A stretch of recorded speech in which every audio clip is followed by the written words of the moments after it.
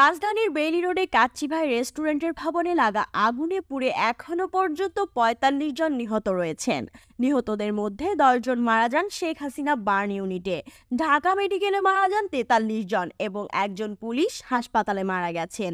এর আগে স্বাস্থ্যমন্ত্রী সামন্তলাল সেন ৪৩ জনের মৃত্যুর খবর জানিয়েছেন। মন্ত্রী আরও জানান ২২ জনের অবস্থা আশঙ্কাজনক, তাদের সবার কণ্ঠনালী পুড়ে গেছে।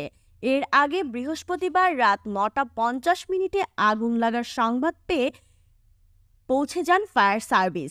পরে ফায়ার সার্ভিসের ১২টি ইউনিট প্রায় ২.৫ ঘন্টার চেষ্টায় আগুন নিয়ন্ত্রণে আনেন। আগুন নিয়ন্ত্রণে আসার বিষয়টি নিশ্চিত করেছেন ফায়ার সার্ভিসের মহাপরিচালক ব্রিগেডিয়ার জেনারেল মোহাম্মদ মাইনুদ্দিন।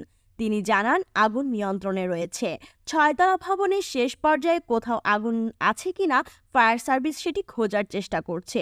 কতজন আহত বা নিহত হয়েছেন অথবা ক্ষয়ক্ষতি হয়েছে সেটি পরে জানানো হবে।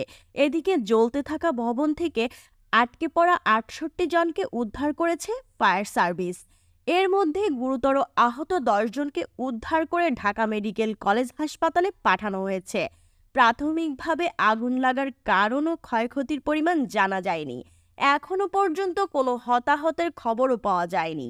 ভবনটি ৬ তলা, দ্বিতীয় তলায় কাচ্চিভাই রেস্তোরাঁ।